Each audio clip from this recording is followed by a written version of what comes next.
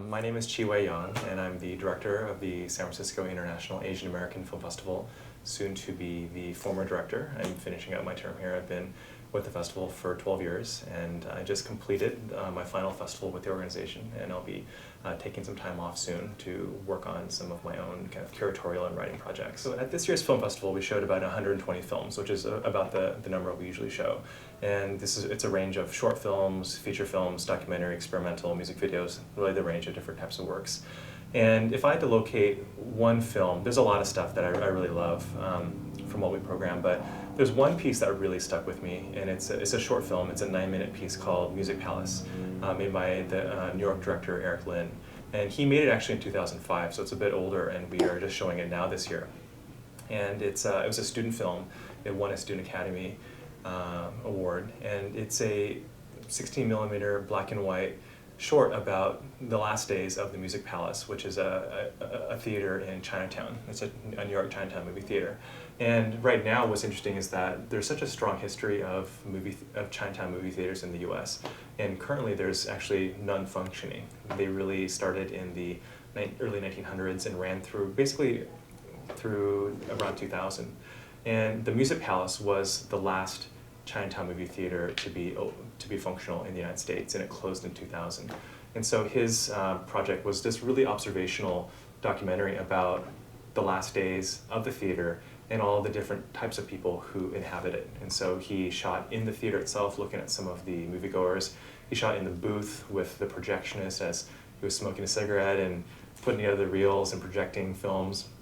And it was really sort of an homage and a tribute to this type of moviegoing. And it struck me on a lot of different levels. You know, on one level, it's a film about cinema and the love for cinema, and so that kind of resonated with me. But on another level too, you know, going to Chinatown movie theaters in San Francisco was a really big part of my kind of film education and really becoming immersed in the cinema. I moved to California in 1994 to go to college at Stanford. And then when I was there, I'd come up to San Francisco all the time to watch films at the World Theater, at the Great Star, at a number of other movie theaters in Chinatown. And the late 80s and early 90s were the heyday for Hong Kong cinema. Everything was happening at that time. This is Hong Kong New Wave. And this is Jet Li and John Woo and Chow Yun-fat and all these great people. And so we'd come up and watch movies there all the time. And that was really sort of this kind of the start of me being really excited about moviegoing and seeing all these great images from Hong Kong of these great Asian actors who I couldn't really see anywhere else. And so all of the San Francisco Chinatown theaters closed by 1998. And so fast forward to 2010, I had this opportunity to show this great short documentary, and it just really resonated with me and made me think about sort of the origins of things that inspired me about film and some of the things that got me involved. And what I love about moviegoing is that kind of communal experience of just being really aware of what you're watching and of the moment. And watching this film connected me back with those feelings I had when I really started to watch movies. One of the main things that I do as the director of this film festival is I oversee the curation of its program. And so again, we show about 120 films every year, and there's lots of different parts of the act of curation.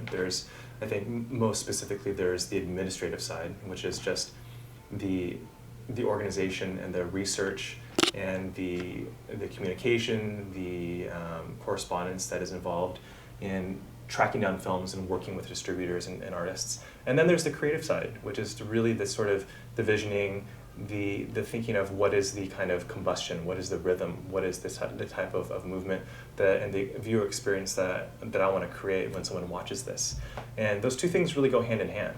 They can't really be separated as much.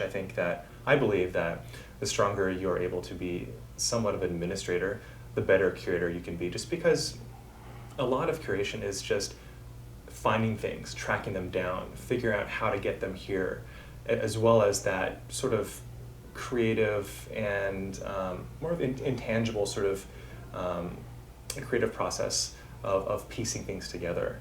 And so much about curation is just looking at a set of films and figuring out, okay, how do these things flow together? What is a sequencing? What is a rhythm? What is a tone? what is an energy level that these films share or don't share, and what'll happen when I put them together. And a lot of it's like editing film or editing sound. It's just putting these disparate things together and seeing what is created from the sum of them, because they are all individual films, but they become something else when they're placed next to another film.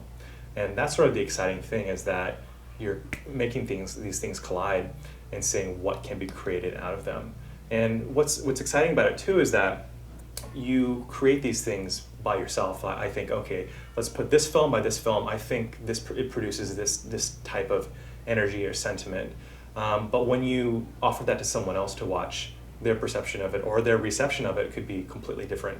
And that's also the exciting thing too, is that you create something, but once you let it out, it's its own thing, and it's no longer really owned or defined by you, and someone else can bring to it whatever they do, and it becomes its own thing. Well, in terms of the curatorial process, I have a team, so it's myself and two other people who we collectively make the decisions on what's going to be included in the festival or not. We also have a lot of other people who kind of pre-screen and watch stuff and give feedback to us. But it's interesting, when a filmmaker asks me, why did my film not get into the festival, it's always it's hard to tell them exactly why. Because at the end of the day, I think it's not so much about a film being good or bad, but it's more about a film being successful or not. And when you're defining something as successful or not, it's much more nuanced, because a film could be very successful on some levels and not on others. And there's a lot of, the continuum there is very broad. And when a film gets into the festival, there's a lot of different factors involved. And maybe a couple, two films that I won't mention their titles, but I'll just describe. One got in, one didn't. And there's one film, actually I won't say which ones got in or not, but I'll just describe what they are. There's one film which was really debated for quite a while. And I think when we looked at it, it was a feature-length film. It was a first-time filmmaker. And it was clear that there was a lot of rough edges around the production. The editing, the rhythm of the editing wasn't quite there. The working with the actors wasn't quite there either. But we could see that this filmmaker had a lot of potential, had a lot of passion, had a lot of earnestness, and was really committed to this story, which is very important to tell. And we could also see that supporting this artist could give them the type of encouragement that could get them to the next level and to really start creating. And so those were the things which we were balancing. It was the film itself versus the potential and the commitment of the project. And both are equally important to us. Another example was a film which had really high production values, very nicely edited, nicely shot. Obviously, they had some resources going into it. Good work with actors. The story and the writing wasn't quite there. It didn't. It wasn't something that we hadn't seen before. It was a project that didn't reveal to us new territory. It wasn't wholly original. At the same time, it was perfectly watchable.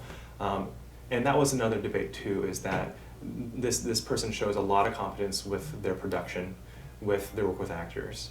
There are some things about the script and the story which are lacking. And on some levels, we thought about our audiences. We certainly want to support a filmmaker who shows a lot of aptitude with production.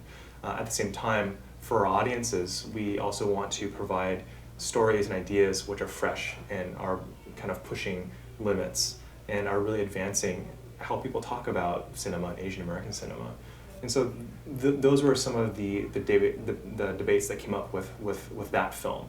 And it was sort of around those issues with those two films that we really discussed for weeks on whether they should get in. And so one of the films ended up getting in, one of the films ended up not getting in.